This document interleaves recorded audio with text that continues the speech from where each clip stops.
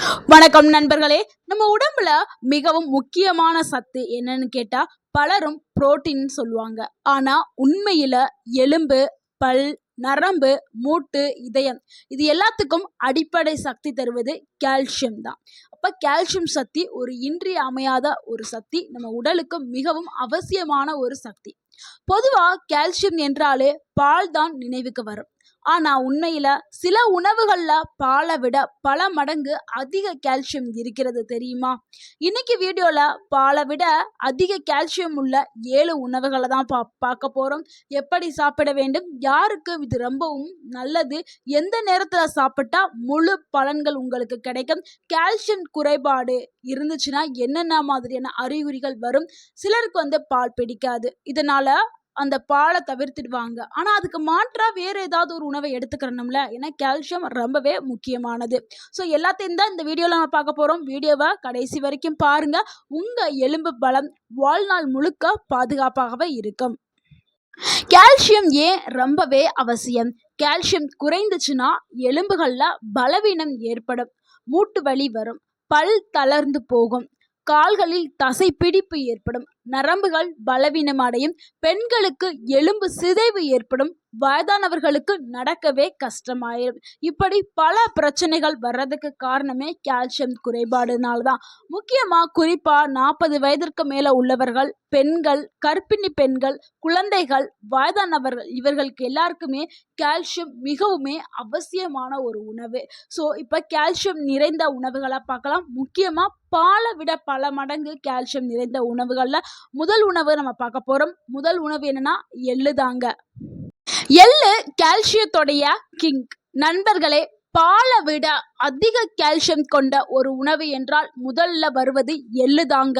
100 gram எள்ளுல சுமார் 975 mg calcium இருக்குது. ஒரு கப் பால்ல இருக்கும் கால்சியத்தை விட பல மடங்கு அதிகமா கருப்பு எள்ளுல இருக்குது.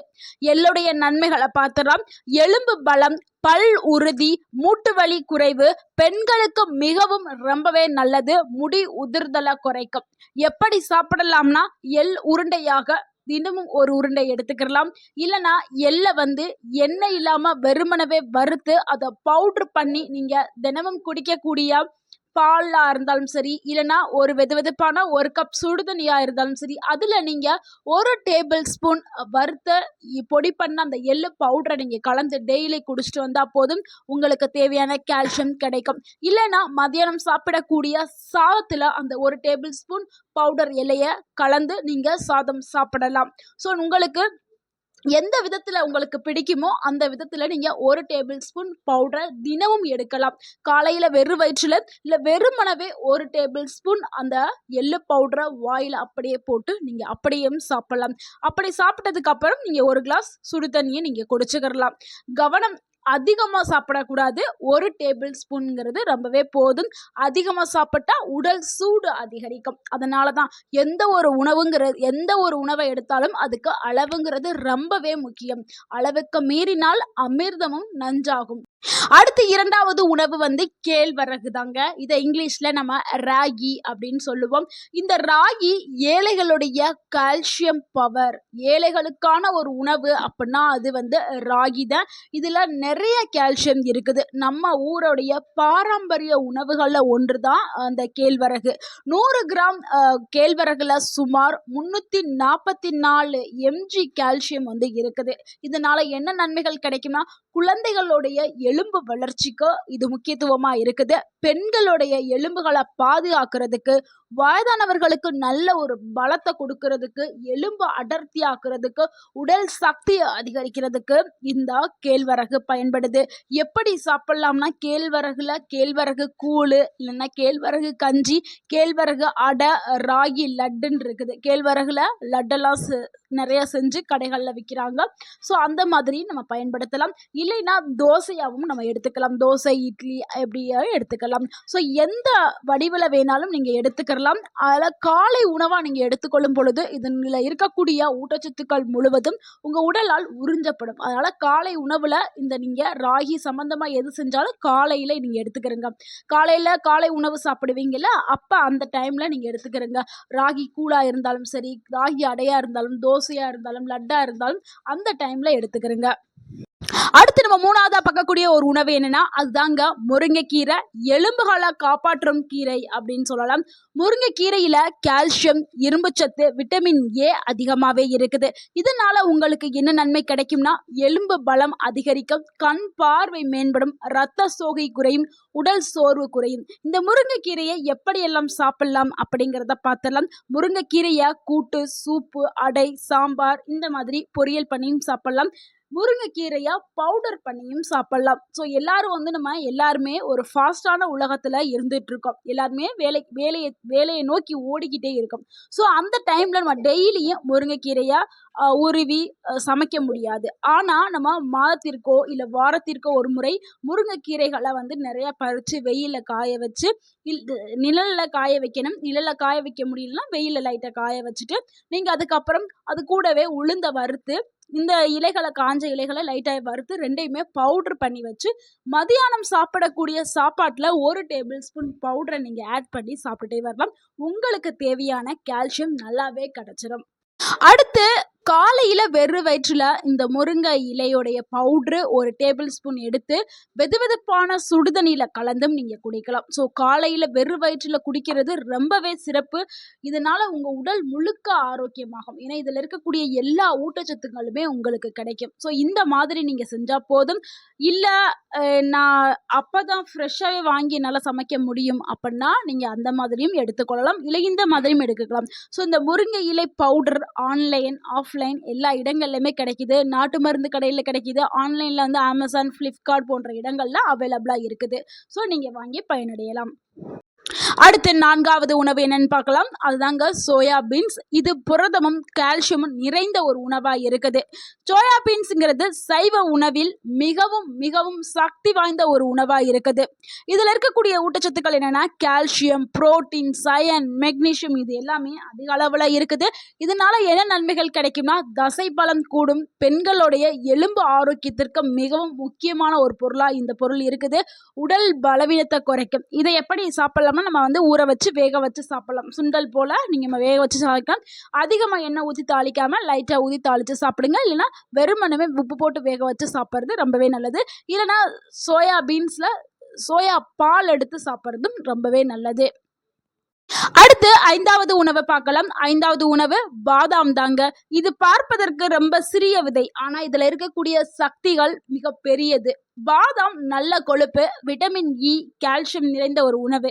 இதனால் கிடைக்கக்கூடிய நன்மைகள் என்னென்னா, மூளைக்கு நல்ல ஒரு சக்தி கிடைக்கும், மெமரி பவர் அதிகமாகும், எலும்புகள் பலமாகும், சருமம் ரொம்பவுமே ஆரோக்கியமாக இருக்கும், முதுமை தாமதப்படும், இதயத்தை பாதுகாக்கிறதுக்கு இது பயன்படுது. ஸோ இது எப்படி சாப்பிட்லாம்னா, இரவில் ஊற வைத்து காலையில் அதனுடைய தோள்களை நீக்கிட்டு சாப்பிட்றதான் மிகச்சிறந்த ஒரு சரியான முறையே. அப்போ தான் உங்களுக்கு முழுமையான ஊட்டச்சத்துக்கள் உங்கள் உடலில் உறிஞ்சப்படும். அந்த தோலில் டேனின் அப்படிங்கிற ஒரு பொருள் இருக்குது. அதையும் நீங்கள் தோலோட சேர்த்து சாப்பிட்டீங்கன்னா அது முழுமையான ஊட்டச்சத்துக்களை உறிஞ்ச விடாது. அதனால தான் தோலை நீக்கி சாப்பிட சொல்கிறோம்.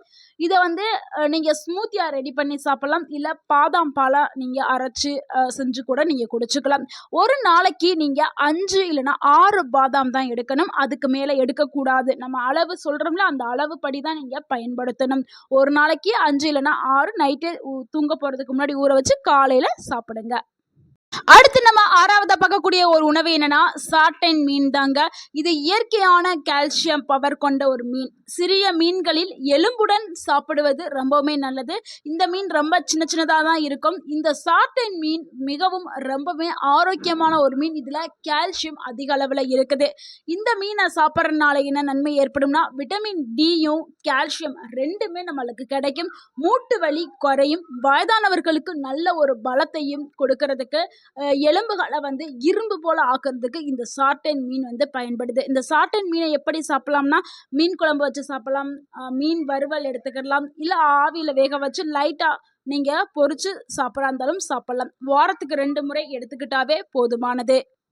அடுத்து நம்ம 7வது பார்க்கக்கூடிய ஒரு உணவு என்னன்னா கொண்டக்கடலை தாங்க. கொண்டக்கடலை மிகவும் மலிவான ஒரு உணவு. ஆனால் இதில் இருக்கக்கூடிய ஊட்டச்சத்துக்கள் மிகவும் சிறப்பான ஒரு ஊட்டச்சத்துக்கள். கால்சியம் அதிகமாகவே நிறைஞ்சிருக்குது. இதனால் என்ன நன்மைகள் ஏற்படும்னா கால்சியம், புரோட்டீன்ஸ் அதிகமாக, ஃபைபர், நார்ச்சத்து இது எல்லாமே நிறைஞ்சிருக்குது. இதனால எலும்புகளுக்கு நல்ல பலம் கிடைக்கும், செரிமானம் நல்லா இயங்கும், நீண்ட நேரம் பசி வராமல் தடுக்கிறதுக்கு கொண்டக்கடலை பயன்படுது. இந்த கொண்டக்கடலையை எப்படி சாப்பிடலாமா? சுண்டல், சாலட், சுண்டக்கடலை குழம்பு இந்த மாதிரி வச்சு நம்ம வேக வச்சும் சாப்பிடலாம். இல்லை முளைக்கட்டி ஸ்ப்ரவுட்டாகவும் நம்ம சாப்பிடலாம். ஸோ ஸ்ப்ரவுட்டாக சாப்பிடும்போது நம்மளுக்கு அதிக அளவில் புரோட்டீன், கால்சியம் இது எல்லாமே நம்மளுக்கு கிடைக்கும். ஸோ நம்ம எந்த வடிவிலாவது ஒரு வடிவில் கொண்டக்கடலை எடுக்கலாம். ஸோ கொண்டக்கடலையை வந்து நம்ம இந்த மாதிரி செஞ்சு நல்லா சாப்பிட முடியாது, எனக்கு நேரம் இல்லாதவங்க பொட்டுக்கடலை இருக்குல்ல, பொட்டுக்கடலை நீங்கள் டெய்லி ஒரு கைப்பிடி நீங்கள் எடுத்தாவே போதும். உங்களுக்கு தேவையான எல்லா எனர்ஜியும் ஊட்டச்சத்துக்களும் உங்கள் உடலுக்கு கிடைக்க ஆரம்பிக்கும்.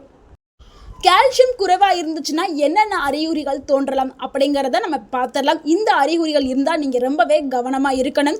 பல் வலிக்க ஆரம்பிக்கும், பல் ஆடும், நகங்கள் எல்லாம் ஈஸியாகவே உடைய ஆரம்பிச்சிடும், முதுகு வலி ஏற்படும், கால்களில் பிடிப்பு ஏற்படும், உடல் சோர்வாகவே இருக்கும், மூட்டுகளில் சத்தம் கேட்கும், மூட்டு வலி இருக்கும். இப்படி இருந்தால் நீங்கள் உணவில் கண்டிப்பாக கால்சியம் நிறைந்த இப்போ நம்ம பார்த்த இந்த உணவுகளை கண்டிப்பாக நீங்கள் சேர்த்துக்கிறணும். அடுத்து கால்சியம் உடலில் போய் சேர்றதுக்கு என்னென்ன விஷயங்கள்லாம் செய்யணும் அப்படிங்கிறத பார்த்தாலும் கால்சியம் மட்டும் சாப்பிட்டால் போதாது, அது கூட விட்டமின் டி நிறைந்த உணவுகள் கண்டிப்பாக தேவை. உடலுக்கு விட்டமின் டி வந்து ரொம்பவே அவசியம். ஏன்னா உடலில் விட்டமின் டி இருந்துச்சுன்னா தான் நீங்கள் கால்சியம் நிறைந்த உணவுகளை சாப்பிட்டாலும் அது முழுமையாக உறிஞ்சி உடல் வந்து ஏற்றுக்கொள்ளும். ஸோ அதற்காக விட்டமின் டி நிறைந்த உணவுகளை நீங்கள் சேர்த்து எடுக்கணும்.